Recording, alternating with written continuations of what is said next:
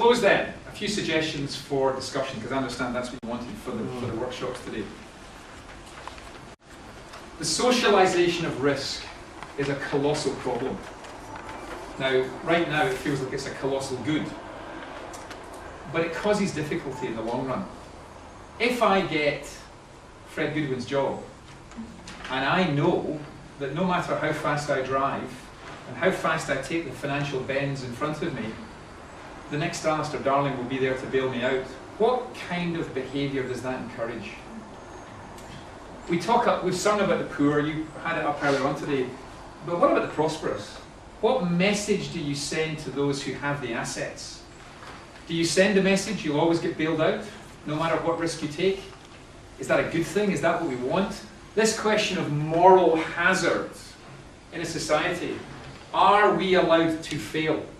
What are the consequences of getting mistakes or making mistakes? The RBS was a terrible thing. HBOS was a scandalous thing. But my own favourite embarrassment is what happened to the Dunfermline Building Society. Because in many respects, it was just desperate to play with the big boys and desperate to change the way it did things. This is the reports in the media. I can't say I've spoken to the management. But it seems as if we really lost our management and moral compass in some of these types of organisations. And was it right that it was swallowed up by the Nationwide, or should have been allowed to face its problems and the depositors deal with it? I offer this as a debate, not as an answer. Secondly, how do we encourage good, or at least simply less risky behaviour? I don't think we regulate it away. And there's a tremendous, look at the situation just now with the MG Rover guys is really interesting. You know, they're the latest bunch that's going to get lacerated for what they did. Now, I'm not defending them, but they took 42 million out over 6 years, and there were 5 of them. So let's say over 6 years, on average, there was something like £7 million a year between 1.5 million. Well, okay, it's a lot of money, but that didn't take MG down. And I find it amusing the way the government today wants to scapegoat them and say it was all their problem and we did everything right. And so the question of how do you encourage good behaviour? How do you encourage responsible risk-taking? How do you encourage responsible lending practices? That's a big question. And the current knee-jerk, regulate everything. So Nicolas Sarkozy tries to stand even taller by, we'll regulate the bonuses, we'll regulate this and that. My guess is that that is the barn door being bolted a long time after the horse is gone. How do we get financial markets that serve us and not the reverse? Well, oddly enough, I think that's probably the easiest thing on this page just now, because the hubris has gone and we're in an entirely new environment. And I think customers will exercise caveat emptor a great deal more in terms of what they're buying from financial services organisations, but the problem doesn't go away.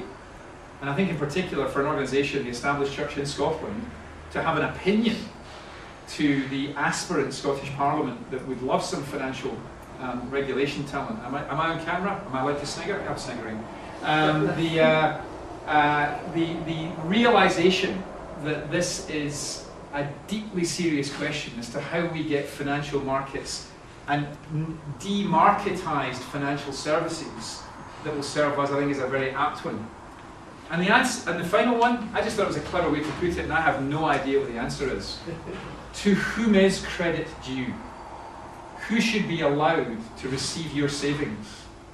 Is it the case now, just as Scottish and Southern Energy is a regulated utility that has got performance targets for the delivery of energy, for the purchase of clean energy? Do we really want our banks to come out of public ownership?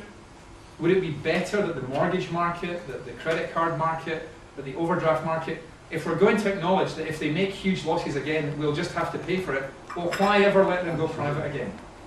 Maybe this is something that is entirely to be in the public purpose, but there again, who will police the public purpose? And I mean no ill will towards any single politician, but you get, they really do get ideas about green energy in the Pentland Firth or nuclear or something, and the danger then is that they are as prone to make mistakes as any other group in society.